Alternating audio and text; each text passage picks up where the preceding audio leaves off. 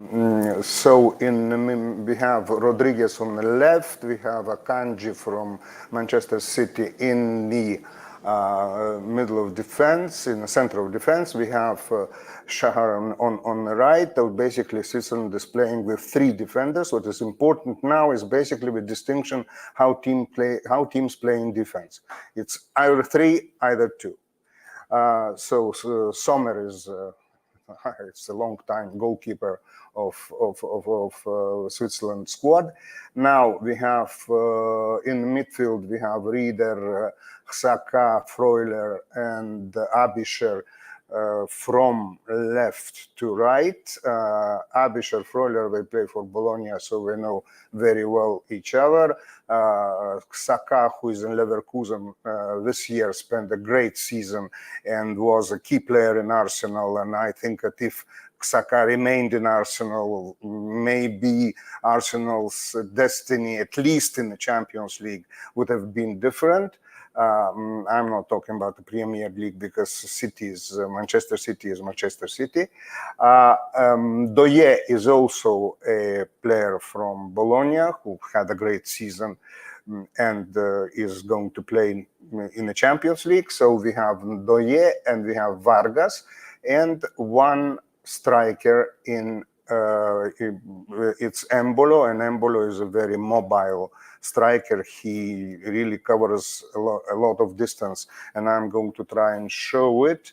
But before, let's have a look at Italy, which is basically, I would say, revolutionized.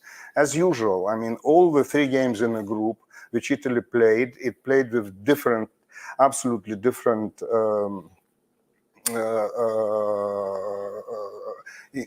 different players, and the system was different. The first game we played against Albania, and probably the first half against Albania was the best football that Italy showed, because it was losing on a 24-second 1-0, and on the 60th minute it was already 2-1 in Italy's favor. So it was playing with two defenders central, Bastoni and Calafiori, in the game against Spain, where Spain really has just crushed Italy.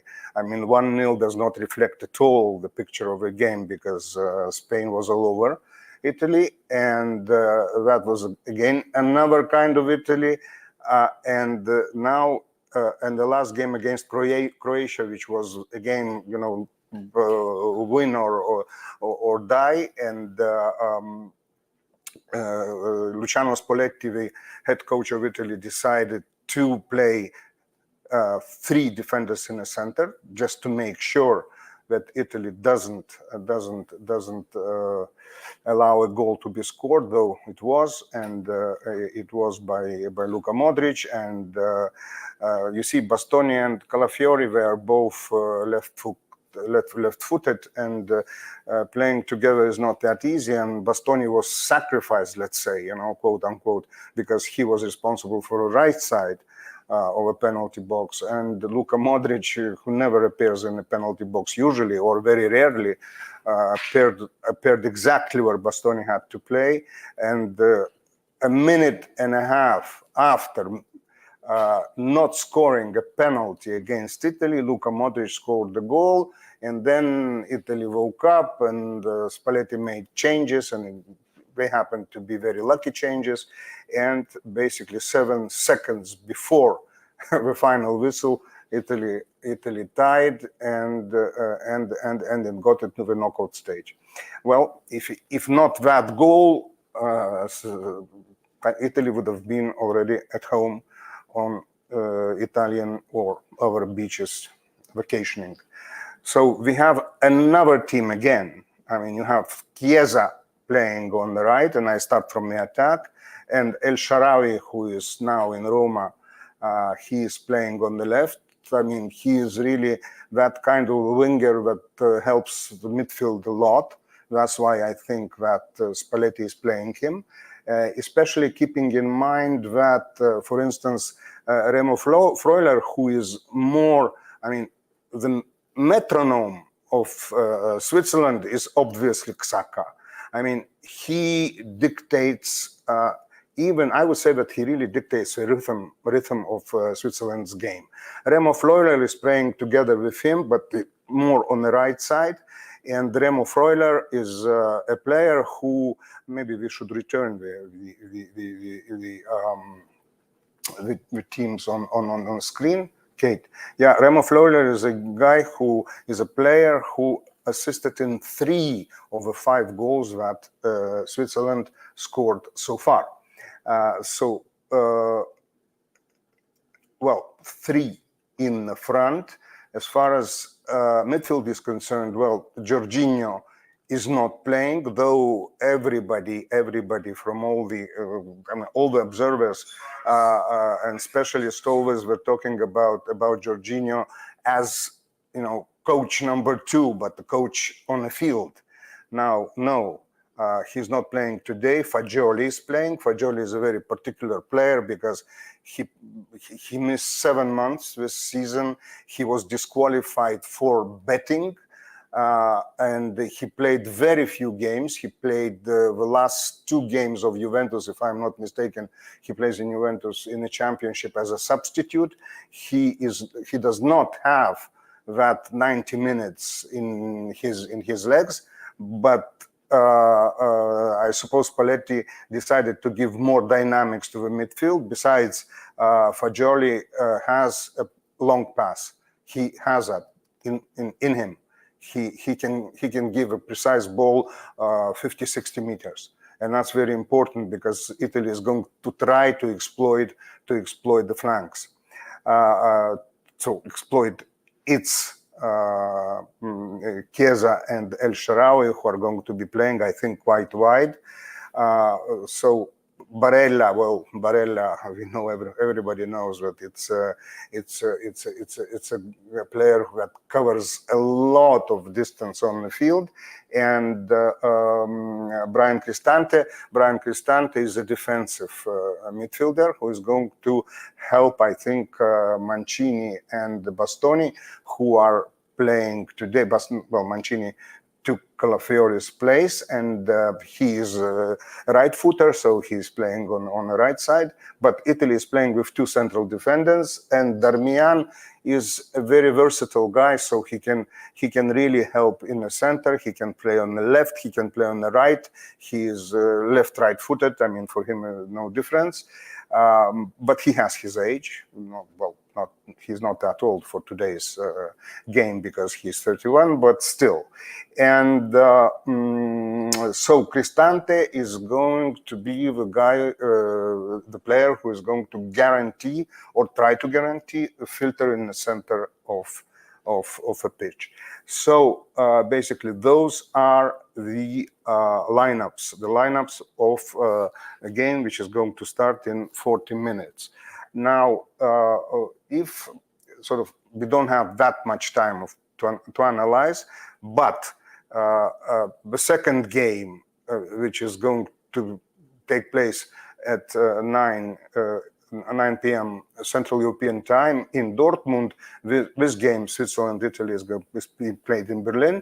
So for coming back to Italy, in football, traditions matter, at least for a player. So the generation before this one has won in Berlin the World Cup in 2006. They won the final.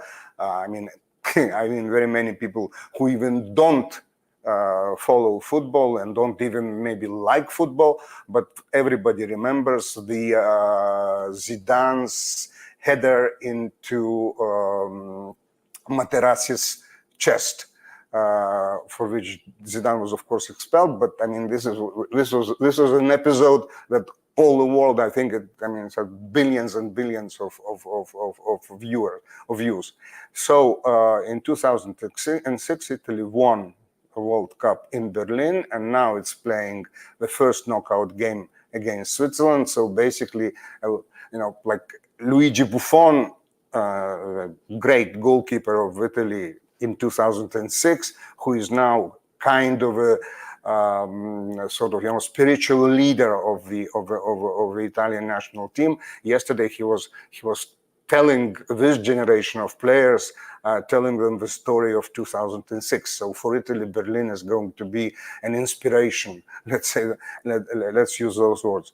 And Germany, the home team, is playing Denmark in Dortmund, and of course it's going to have a great home support. We know that Dortmund is a very passionate city, at least football city, at least as far as Borussia is concerned. But anyway, I think that the German national team is going to get no less support, is going to get no less support than Borussia.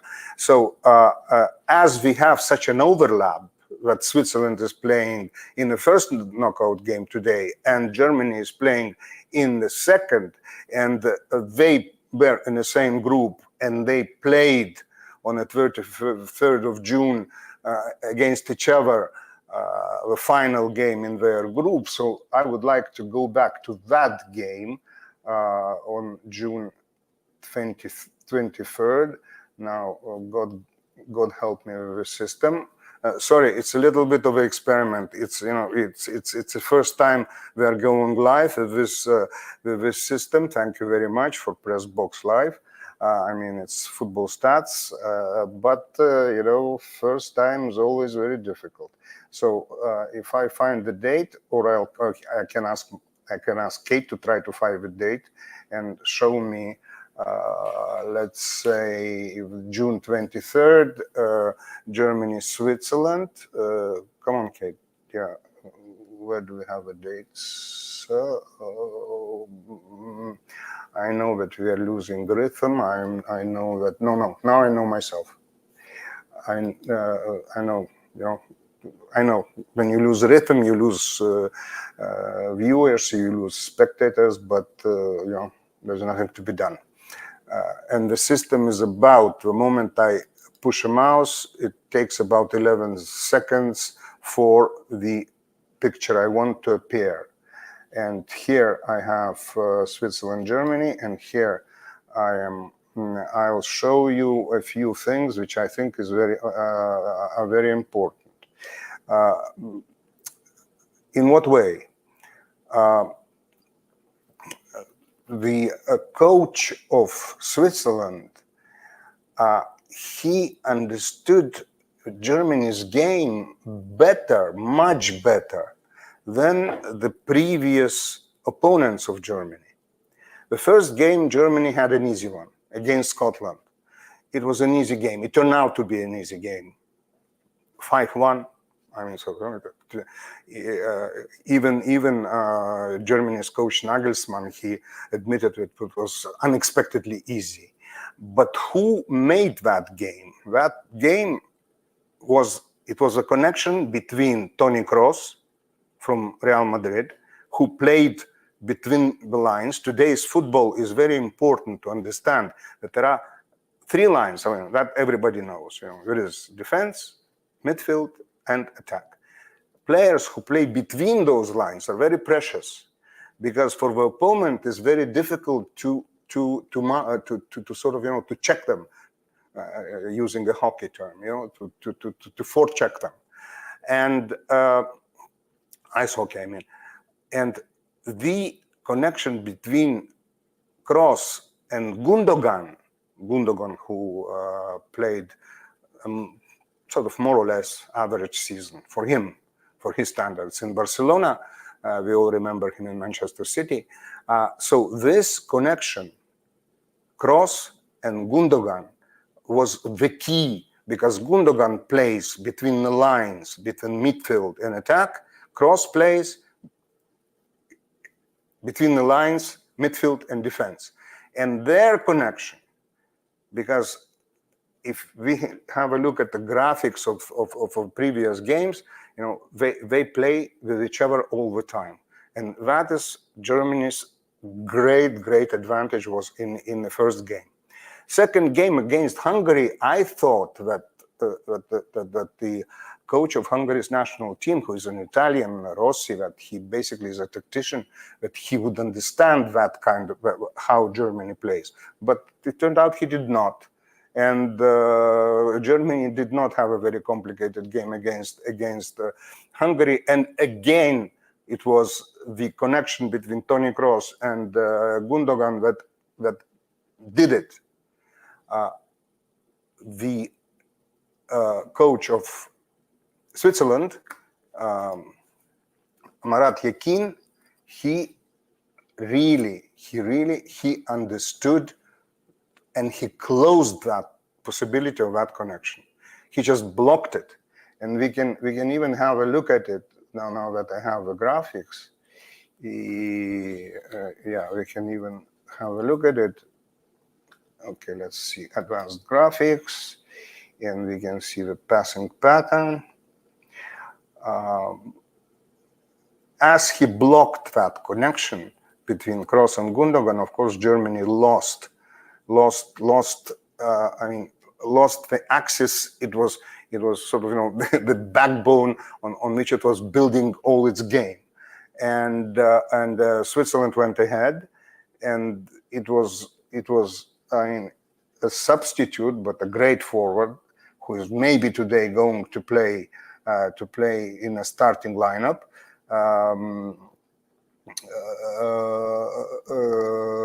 What's his name? He is from Borussia Dortmund, and if I find him, I'll tell you. Yeah, it's Niklas Füllkrug, and Niklas Füllkrug is I mean, he's not in his youngest age. He's also above 30, but a lot of experience, a lot of physical strength. He's tall. He's good in the air.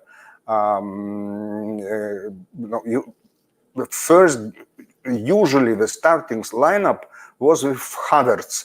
Havertz is he's a good player, but he's not really a number 9. He's sort of a kind of a 9.5. Like, you know, he plays. At times he plays in front, allowing to create depth and penetrate the opponent's defense. At times he plays between the lines, but between the lines for him playing is very awkward, because then you mean that the wingers have to come up and to create that attacking line. So at this point he can come back and play between the lines. But and Gündoğan from the center can penetrate into the penalty box. But Füllkrug is an absolutely different player. He is a classical German center forward, not Gerd Müller, by no means, but a classical German center forward, or English if you want, in the old times. German journalists yesterday at the press conference of Germany's coach Julian Nagelsmann, they were asking if he was not going to start with Füllkrug. And they even said that there was an opinion poll in Germany conducted by, I don't remember which company, but a serious sociological company. And most Germans, they wanted Füllkrug in the center, not Havertz. And Nagelsmann said, look,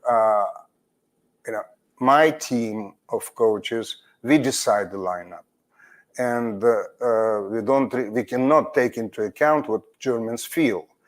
And in fact, it is true. I mean, in Germany, you can have about 70 million coaches of a national team, as in Italy, you have about 70 million coaches of a national team. In France, it's happening the same. In England, it's happening the same. So it's, he's appointed coach of a national team. He takes his responsibilities, and he's going to pay for his responsibilities. That's the life of a coach. I am a son of a coach, so I know how it works. So I don't know how Germany is going to play today. It's the main thing for Germany is to solve the problem.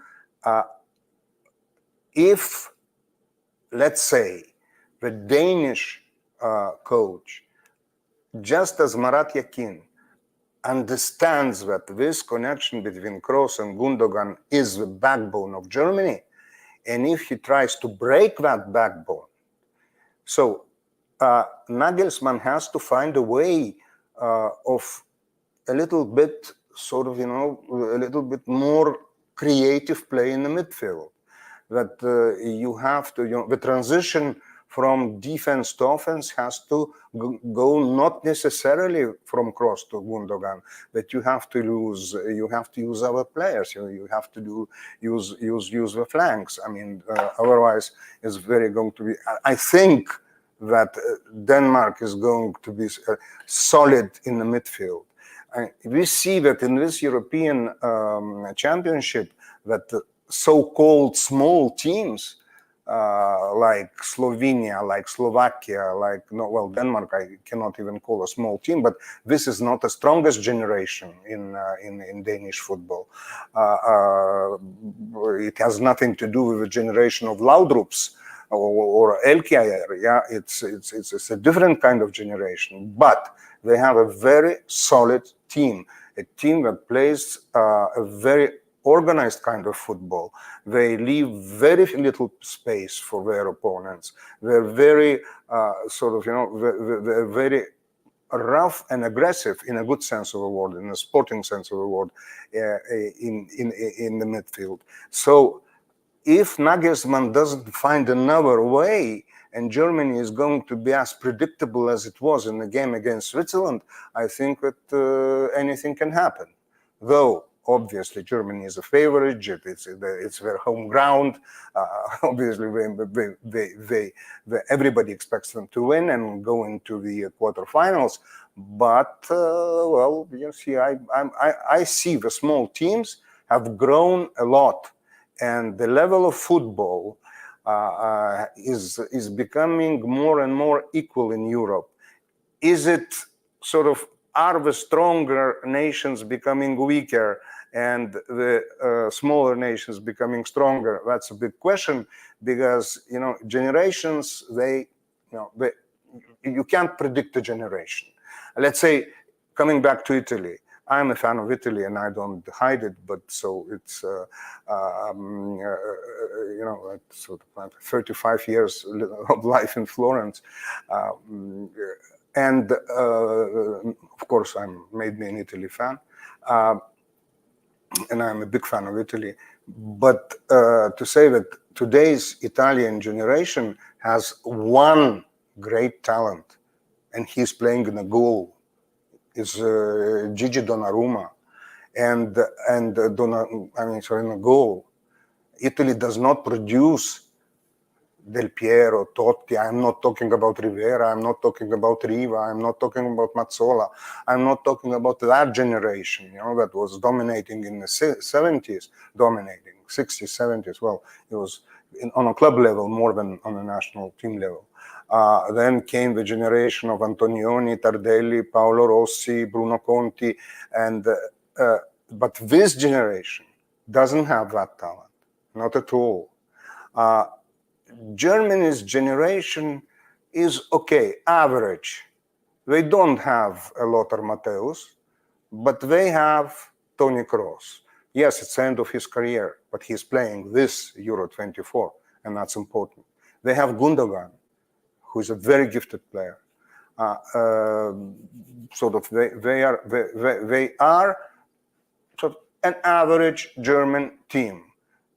Everybody is saying that they are favorite because they're playing at home, but it doesn't always work playing at home.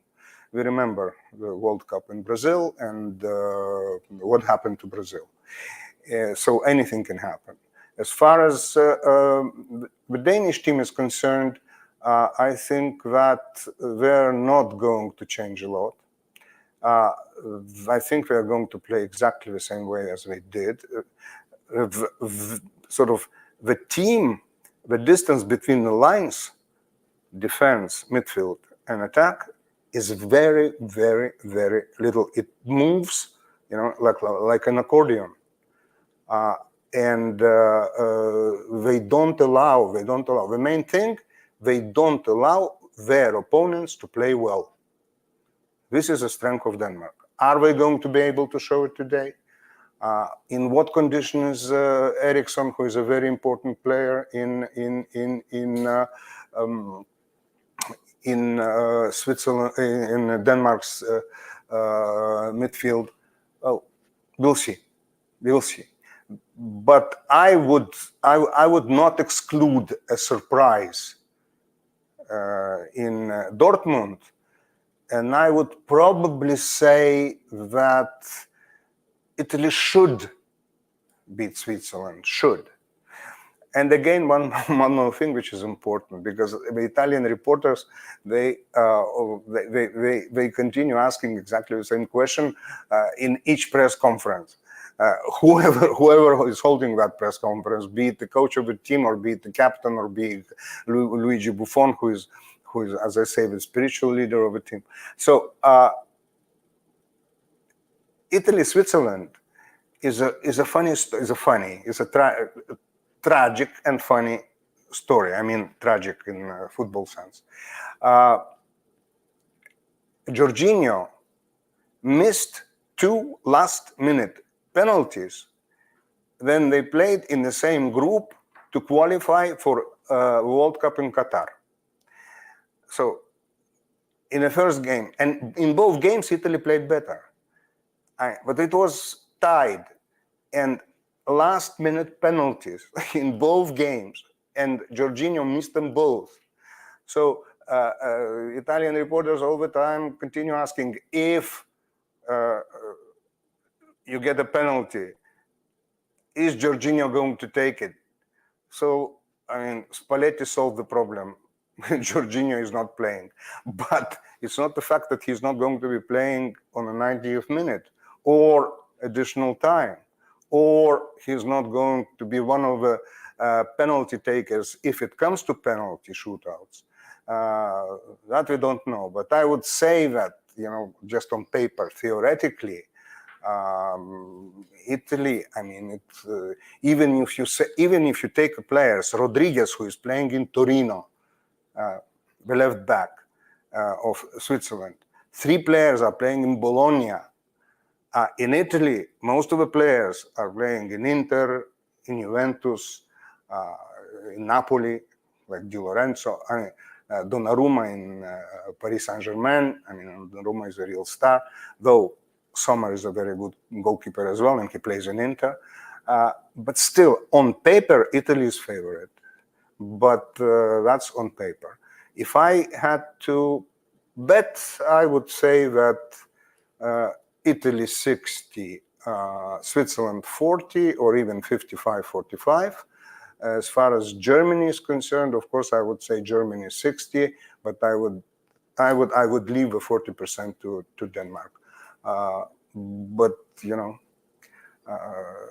I happen to be very often wrong in my predictions, because they're too logical. So anyway, that's it. Sorry. Now Kate tells me that the first 2 minutes we didn't have sound, so I'll present myself again. My name is Savik Shuster. I am 40 years now in journalism. I did print, I did radio, I did television. I worked in the United States, I worked in Europe, I worked for a long time in Russia, in Moscow. I worked a long time in Kiev, which became a very, very, very important country for me, Ukraine. And basically my home is in Kiev now. What should I say, that I'm a political journalist more than a football, but still, while doing political talk shows on television in Moscow and in Kiev, at the same time I was doing sport shows, and particularly football shows. So I can consider myself, political and football. I can sort of, combine the two. Besides, I come from a football family. My father was a professional player. He was a coach. Myself, I played as well on the youth level. So, what should I say? the sound of boots in a dressing room is something very, very familiar, very sort of, it's the first sound that probably I heard in my life. Sort of not before, no, after my mother's voice, probably it was the sound in a dressing room, because my father used to take me to the dressing room when I was even not yet walking. So, see you tomorrow. Also before a game. We'll try to do it earlier, though we will not know the lineups. Today we did it just before the start of the first game, Switzerland-Italy, and we knew the starting lineups, which is much easier to do a preview. But tomorrow I think we'll start earlier, and we'll obviously keep you informed when.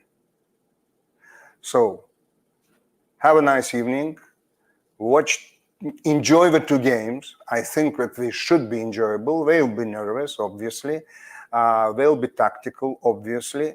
But this is Euro 2024, and it's like football is life, and it's a feast, and it's at least you can for one evening you can forget the trouble and sort of have a different kind of stress of wanting someone to win and someone to lose.